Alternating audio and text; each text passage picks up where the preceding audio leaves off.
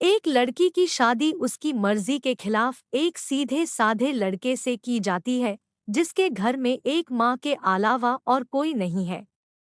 दहेज में लड़के को बहुत सारे उपहार और पैसे मिलते हैं।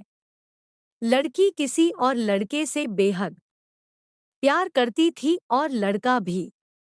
लड़की शादी होके आ गई अपने ससुराल। सुहागरात के वक्त लड़का दूध लेके आता है तो दुल्हन सवाल पूछती है अपने पति से।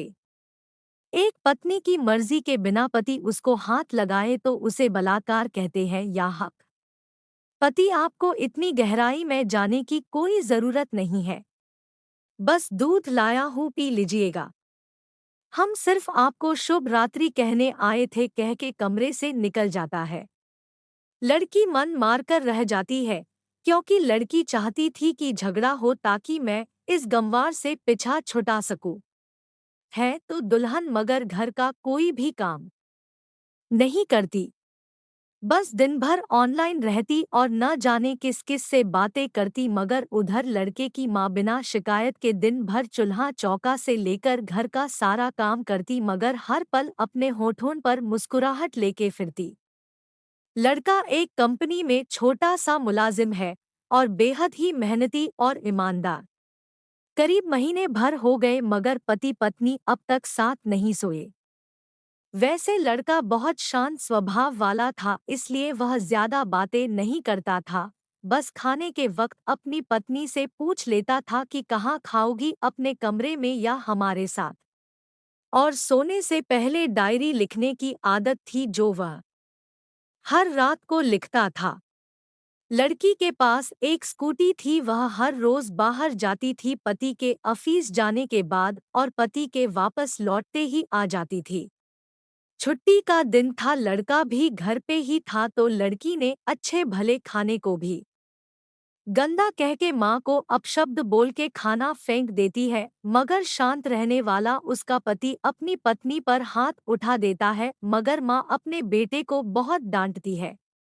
इधर लड़की को बहाना चाहिए था झगड़े का जो उसे मिल गया था। वह पैर पटकती हुई स्कूटी लेके निकल पड़ती है। लड़की जो रोज घर से बाहर जाती थी वह अपने प्यार से मिलने जाती थी। लड़की भले टूटकर चाहती थी लड़के को, मगर उसे पता था कि हर लड़की की एक हद होती है जिसे इज्जत कहते हैं, वह उसको बचाए रखी थी। इधर लड़की अपने प्यार के पास पहुंचकर कहती है, अब तो एक पल भी उस घर में नहीं रहना है मुझे।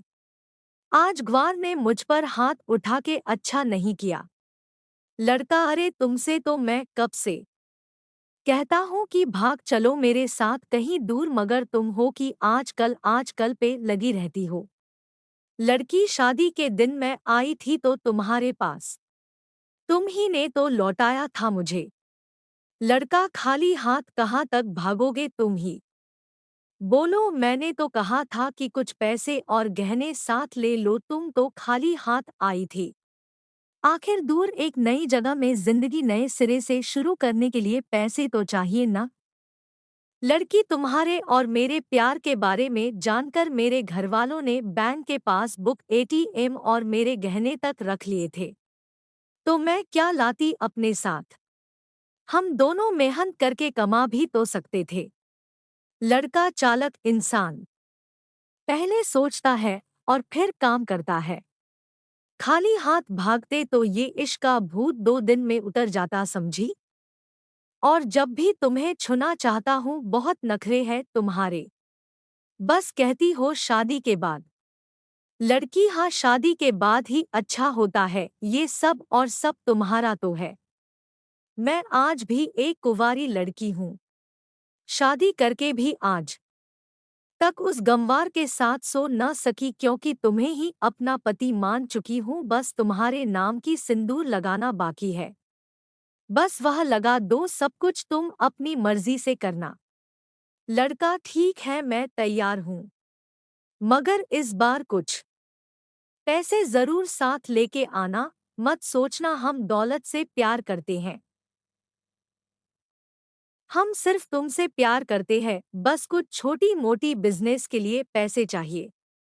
लड़की, उस गंवार के पास कहाँ होगा पैसा, मेरे बाप से 3 लाख रुपया, ऊपर से मारुति कार ली है। बस कुछ गहने हैं, वह लेके आऊंगी आज। लड़का लड़की को होटल का पता देकर चला जाता है। लड़की घर आके फिर से लड़ाई करती है, मगर अफसोस वह अकेली चिल्लाती रहती है, उससे लड़ने वाला कोई नहीं था। रात 8 बजे लड़के का मैसेज आता है व्हाट्सएप पे कि कब आ रही हो। लड़की जवाब देती है, सब्र करो, कोई सोया नहीं है। मैं 12 बजे से पहले पहुंच जाऊंगी क्योंकि यहाँ तुम्हारे बिना मेरी सांसें घुटती है। लड़का, ओके, जल्दी आना, मैं होटल के बाहर खड़ा रहूंगा, बाय। लड़की अपने पति को बोल देती है कि मुझे खाना नहीं चाहिए, मैंने बाहर खा लिया है, इसलिए मुझे कोई परेशान न करे। इतना कह के दरवाज़ा बंद करके अंदर आती है कि पति बोलता है कि वह अलमारी से मेरी डायरी दे दो, फिर बंद करना दरवाज़ा, हम परेशान नहीं करेंगे। लड़की दरवाज़ा खोले बिना कहती है कि चाबी दो अलमारी की। लड़का, तुम्हारे बिस्तर के पैरों तले है चाबी।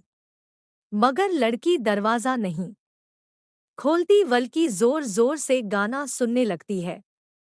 बाहर पति कुछ देर दरवाज़ा पिटता है, फिर हारकर लौट जाता है। लड़की ने बड़े जोर से गाना बजा रखा था। फिर वह अलमारी खोल के देखती है, जो उसने पहली बार खोला था, क्योंकि वह अपना सामान अलग अलमारी में रखती थी। अलमारी खोलते ही हैरान रह जाती है। अलमारी में उसके अपने पासबुक एटीएम कार्ड थे जो उसके घरवालों ने छीन के रखे थे। खोल के चेक किया तो उसमें वह पैसे भी ऐड थे जो दहेज में लड़के को मिले थे, और बहुत सारे गहने भी जो एक पेपर के साथ थे और उसकी मिल्कियत लड़की के नाम थी। लड़की बेहद हैरान और परेशान थी। फिर उसकी नज़र डायरी में पड़ती है और वह जल्दी से वह डायरी निकाल के पढ़ने लगती है। लिखा था, तुम्हारे पापा ने एक दिन मेरी माँ की जान बचाई थी अपना खून देकर। मैं अपनी माँ से बेहद प्यार करता हूँ, इसलिए मैंने झुककर आपके पापा को प्रणाम करके कहा कि आपका ये अनमोल एहसान कभी नहीं भूलूंगा। कुछ दिन बाद आपके पापा हमारे घर आए हमारे तुम्हारे रिश्ते की बात लेकर, मगर उन्होंने आपकी हर बात बताई हमें कि आप एक लड़के से बेहद प्यार करती हो।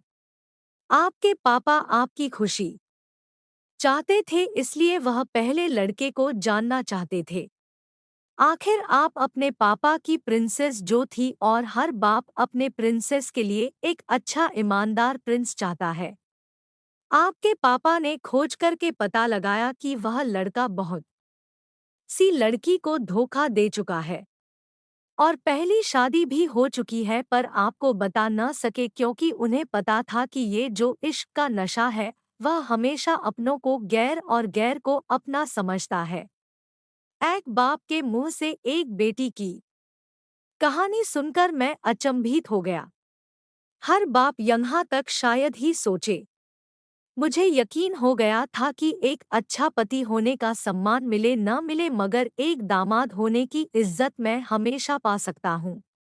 मुझे दहेज में मिले सारे पैसे मैंने तुम्हारे खाते में कर दिए, और तुम्हारे घर से मिली गाड़ी आज भी तुम्हारे घर पे है, जो मैंने इसलिए भेजी ताकि जब तुम्हें मुझसे प्यार हो जाए तो साथ चलेंगे कहीं दूर घूमने। दहेज इस नाम से नफरत है मुझे, क्योंकि मैंने यह दहेज में अपनी बहन और बाप को खोया है। मेरे बाप के अंतिम शब्द भी यही थे कि किसी बेटी के बाप से कभी 1 रुपया न लेना। मर्द हो तो कमा के खिलाना, तुम आज़ाद हो, कहीं भी जा सकती हो। डायरी के बिच पन्नों पर तलाक की पेपर है, जहाँ मैंने पहले ही साइन कर दिया है।